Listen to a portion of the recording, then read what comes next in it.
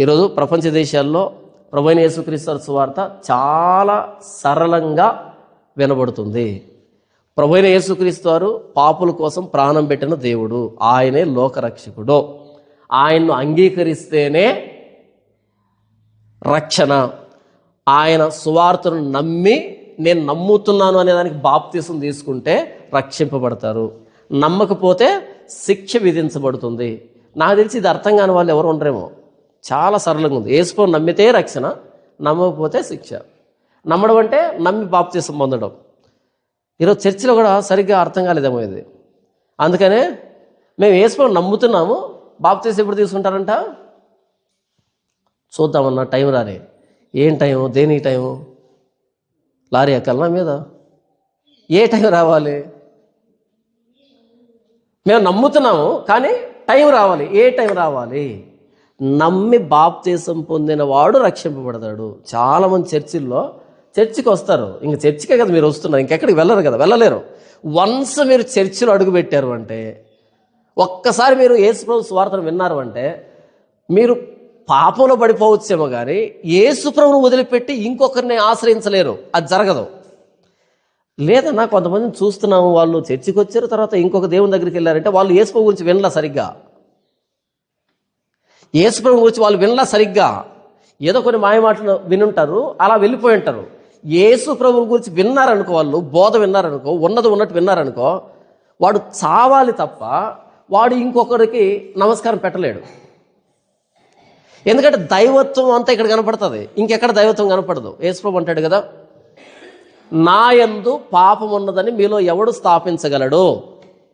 నాలో పాపం ఉందా చూపించండి అని అంటాడు యేసుప్రభు. లేదు యేసుప్రభులో పాపం. బయటికి వెళ్ళామనుకో ఆ మొక్క చెప్పగలరా? వాళ్ళు చెప్తారు. ఏమని చెప్తారు?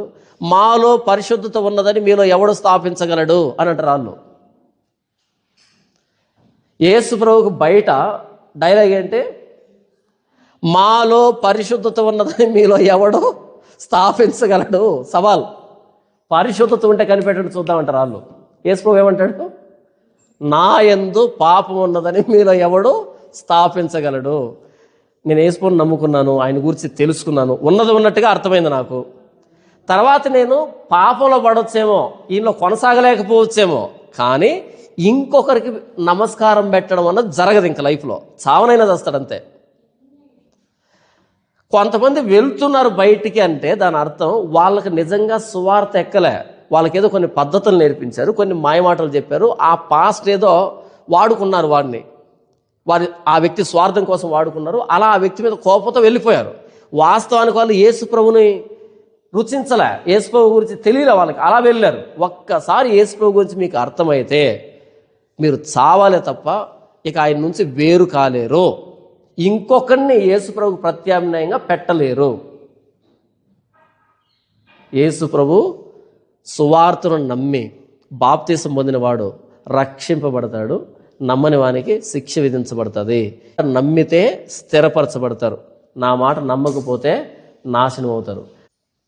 నేను నమ్మను, నీ మాట నమ్మి కూర్చుంటే నా సొంత ప్రయత్నాలు చేసామనుకో, సొంత ఆలోచనలు, సొంత పద్ధతులు, సొంత ఆచారాలు, సొంత నైతిక విలువలు మనకు మనం ఆపాదించుకున్నాం అనుకో, మనకు బాగుంటుంది. కానీ ఆయన అంగీకరించడు. మా నీతి క్రియలన్నీ మురికి గుడ్డల వలె ఆయన అంటాడు యెషయా, ప్రవక్త అయిన యెషయా. మన నీతి క్రియలు కాదు, ఆయన ఏమి నీతి అన్నాడో అది నీతి. ఆయన ఏది నీతి అన్నాడో అది నీతి తప్ప మనం ఏదైతే నీతి అనుకుంటున్నామో అది ఆయనకు నీతి కాదు. మన నీతి క్రియలు ఆయనకు మురిగుడ్డలా కనబడతాయి. ప్రభువైన యేసుక్రీస్తు చెప్తున్నాడు, మీరు సర్వలోకానికి వెళ్ళి సర్వ సృష్టికి సువార్త ప్రకటించండి. నమ్మి బాప్తీసం పొందిన వాడు రక్షింపబడతాడు, నమ్మని వానికి శిక్ష విధించబడుతుంది. యేసు ప్రభు చెప్పిన ఈ మాటను నమ్మితే పరలోక రాజ్యం, నిత్యం ఆయనతో పాటు ఉంటాం, పాప క్షమాపణ, ఉచితముగా నీతిమంతులుగా పరిశుద్ధులుగా తీర్చబడతాం. చూడండి రోమీయులకు రాసిన పత్రిక 3వ అధ్యాయంలో 23వ వచనం, ఏ భేదమును లేదు, అందరూ పాపము చేసి దేవుడు అనుగ్రహించిన మహిమను పొందలేకపోతున్నారు. కాబట్టి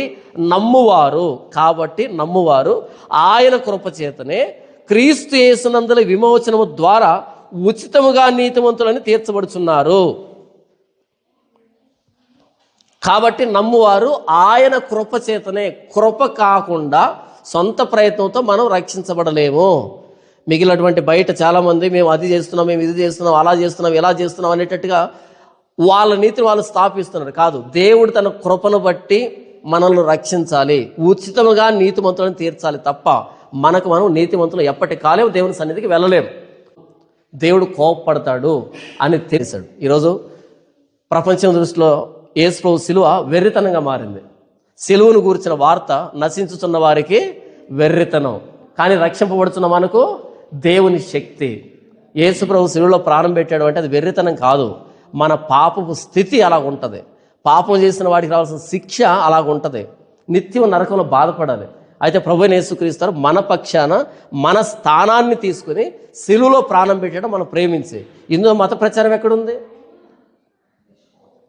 ఆయన ఏమైనా తాగమన్నాడా, తినమన్నాడా, తిరగమన్నాడా, పోట్లాడమన్నాడా, అబద్ధాలు చెప్పమన్నాడా? లేదే. అవి చెప్పమంటే కదా మనకు ప్రమాదము. మీరు చేసిన పాపాలని నేను క్షమిస్తాను, మిమ్మల్ని నూతన సృష్టిగా చేస్తాను అంటే దీన్ని మత ప్రచారం అంటున్నావంటే అహాజు కంటే 100 రెట్లు మూర్ఖుడు మాత్రమే అది తప్పని తెలిసినా సరే అదే చేస్తాడు. అది ఆలోచన ఉందనుకో, ఒకటేదైనా జరగగానే తేడా అప్పుడు వెంటనే ఆలోచిస్తాం ఎందుకు ఇలా జరిగిందని. మూర్ఖుడు ఆలోచించడం అంతకంతకు దిగజారిపోతాడు. మీరు నమ్మితే స్థిరపరచబడతారు, నమ్మకపోతే నాశనం అవుతారు. ప్రభువైన యేసుక్రీస్తు సువార్తను నమ్మితేనే రక్షణ, నమ్మకపోతే నిత్య నాశనం అని నేను చెప్పట్లే. సాక్షాత్తు ప్రభువైన యేసుక్రీస్తు అని చెప్పిన మాట ఇది.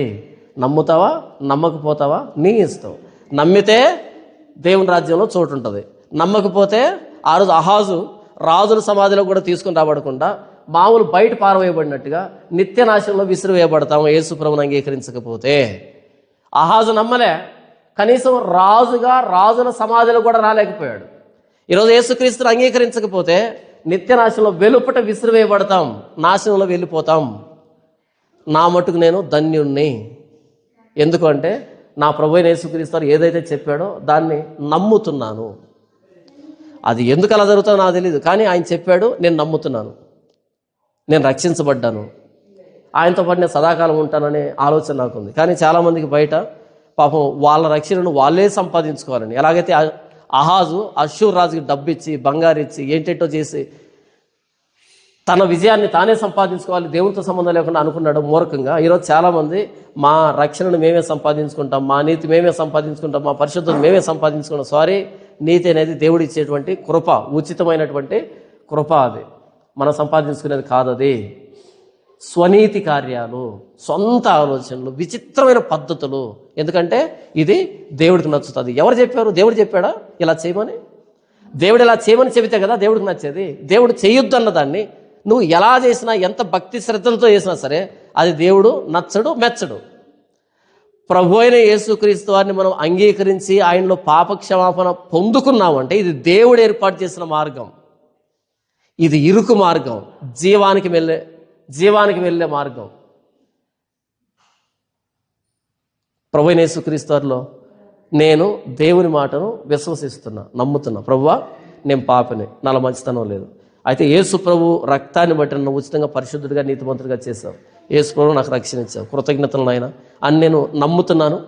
నేను స్థిరపరచబడతాను. రేపు శాశ్వతంగా యుగయుగాలు దేవునితో పాటు సదాకాలం ఉండేటువంటి ఆ భాగ్యం నాకు యేసుక్రీస్తులో అనుగ్రహించబడింది. ఈరోజు ఎవరైతే సిలువను చూసి వెక్కిరిస్తున్నారో వాళ్ళు అహాబు లాంటి మూర్ఖులు, అహాజు లాంటి మూర్ఖులు. అహాబు కూడా మూర్ఖుడేలే, అహాజు లాంటి మూర్ఖులు. యేసు సువార్తను నమ్ముదాం, పరలోక రాజ్యంలో స్థిరపరచబడతాం. యేసు సువార్త వెక్కిరిస్తే నిత్య నాశనంలో స్థిరపరచబడతాం.